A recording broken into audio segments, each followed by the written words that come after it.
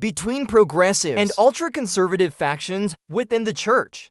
While many have embraced the Pope's message as a necessary moral obligation, others see it as a deviation from the core spiritual teachings of Catholicism. Some critics have even gone so far as to claim that these initiatives represent a radical departure from God's Word. Amid this ongoing ideological battle, Cardinal Tagle's rise within the Vatican has not been universally welcomed. While he has proven himself to be an effective leader, his approach to governance rooted in dialogue, participation, and openness has clashed with more traditionalist perspectives. Some view his growing influence as a sign of a church in transition, while others see it as a threat to the theological principles they hold dear. His efforts to promote financial transparency, particularly in the management of Vatican resources, have also placed him at odds with those who wish to maintain the status quo. The question of succession looms large over these developments. Although Pope Francis has not officially designated a successor, Cardinal Tagle's increasing visibility has led to speculation about his potential role in shaping the Church's future. Conservative factions within the Vatican may seek to promote candidates who align more closely with their vision, while reformists may rally behind figures like Tagle to ensure that the changes initiated under Pope Francis continue. The outcome of this struggle will play a crucial role in determining the trajectory of Catholicism in the years to come. These power struggles extend far beyond the confines of the Vatican. Across dioceses worldwide, similar tensions are playing out as church leaders navigate the delicate balance between tradition and modernization. The increasing polarization within Catholicism has become one of the defining characteristics of this era, with deep divisions forming over the question of how the faith should adapt to the evolving challenges of the 21st century. As Cardinal Luis Tagle continues his journey within the Catholic Church, his legacy remains a subject of great interest. He is often seen as a beacon of hope for progressive Catholics, a leader who embodies the values of humility, inclusivity, and justice. His advocacy for human rights, support for immigrant communities, and commitment to the poor have made him a powerful figure on the global stage. Yet, his rise to prominence has not come without challenges. The internal and external struggles facing the Church today are formidable, and as Tagle navigates these complexities, he must balance the demands of institutional leadership with the expectations of millions who look to him for guidance. In many ways, Cardinal Tagle's leadership style is a reflection of the evolving nature of Catholicism itself. His ability to connect with people, whether addressing a congregation in Manila or representing the Vatican on the world stage, sets him apart as a leader who prioritizes accessibility and empathy over hierarchy and rigid structures. Many believers have long yearned for a return to a more pastoral form of leadership, one that resonates with their everyday lives rather than adhering to cold, institutionalized authority. However, his progressive vision for the Church is being shaped in an era of immense volatility. As the Catholic Church faces declining influence in Europe and North America, its future increasingly rests in the hands of growing communities in Asia, Africa, and Latin America. This demographic shift presents both opportunities and challenges, as church leaders must find ways to unite diverse cultural traditions under a single spiritual framework. Cardinal Tagle's ability to navigate these complex dynamics will define his legacy. He has already proven himself to be a forward-thinking leader, championing causes that bridge the gap between faith and modernity. But as the debate over the direction of Catholicism continues, one question remains. Will his influence continue to grow, potentially positioning him as the next great leader of the Catholic Church? Cardinal Luis Tagle has steadily risen to become one of the most influential figures within the Vatican, his close association with Pope Francis positioning him as a key player in shaping the future of the Catholic Church. His unwavering loyalty to the Pope's vision, combined with his progressive stance on reform and outreach, has led many to speculate that he may one day assume an even greater role within the Church's hierarchy. However, the question remains, will his vision resonate with the diverse and often divided global community of Roman Catholics? The Catholic Church is an institution with deep-rooted traditions balancing centuries-old doctrines with the need to respond to the rapidly evolving challenges of the modern world. Cardinal Tagle operates within this delicate framework, where expectations are high, resistance to change can be formidable, and every decision is scrutinized by both supporters and critics. His ability to inspire hope, unite people under a common cause, and navigate the complexities of Vatican leadership will ultimately define his legacy. But could his leadership usher in a new era for the Catholic Church, one centered on healing, inclusivity, and revival? Among those speculated to be in the running for succession when the time comes for a new pope, one name frequently mentioned alongside Tagle's is that of Cardinal Pietro Parolin.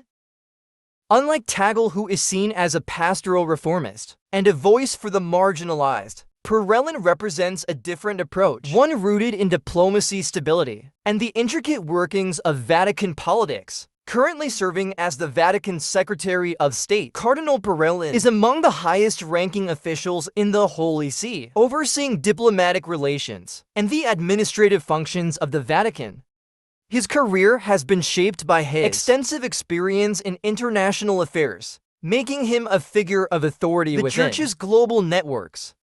Whereas Tagle is known for his deep connections to grassroots movements and his efforts to bring Catholicism closer to everyday people, Parolin's influence stems from his strategic maneuvering within the Vatican's complex hierarchy. One of the most notable distinctions between these two figures is their ideological approach. Tagle is widely regarded as a progressive, advocating for greater inclusivity within the Church and emphasizing compassion over rigid doctrinal enforcement. His leadership style reflects the priorities of Pope Francis, who has sought to decentralize church governance and shift the institution's focus towards the poor, immigrants, and those on the margins of society. In contrast, Parolin is seen as a steady, pragmatic leader, someone who understands the internal mechanics of Vatican politics and has the skills to maintain stability in an ever-changing world. Hailing from Italy, he represents the traditional heart of the Catholic Church, a factor that has garnered him significant support among conservative factions. His diplomatic acumen has allowed him to navigate sensitive geopolitical issues, maintaining the Church's influence on the global stage, while ensuring that its long-standing traditions remain intact. The contrast between these two figures is not just a matter of personal leadership styles, it is a reflection of the broader ideological divide within the Catholic Church itself. Tagle symbolizes a future-oriented church, one that embraces social change, prioritizes the voices of the marginalized, and seeks to engage with contemporary issues in a meaningful way. His approach is centered on dialogue, action, and breaking down barriers between clergy and laypeople. Parolin, on the other hand, represents continuity, a church that remains anchored in its diplomatic traditions and clerical hierarchy. He has often taken a middle ground stance on controversial issues, striving to balance progressive pressures with the expectations of more traditionalist factions. His supporters see him as a leader who can maintain the Church's stability, while carefully guiding it through modern challenges without making drastic or radical changes. This fundamental divide presents a crucial question. What kind of leader does the Catholic Church need in the coming decade? Should it continue along the path laid out by Pope Francis, embracing change and reform under figures like Tagle, or should it return to a more structured, institutionally driven leadership model, as represented by Parolin? For centuries, the papacy has largely been dominated by European clergy, particularly Italians, who have historically held significant sway over Vatican governance. The election of Pope Francis and Argentinian was a break from this long-standing tradition, signaling a shift toward a more globally representative church. However, Parolin's candidacy suggests that there may be a push to return to the old norm, reinforcing the influence of the Italian clergy within the Vatican's inner circles. This dynamic introduces yet another layer of complexity to the ongoing discussion about succession.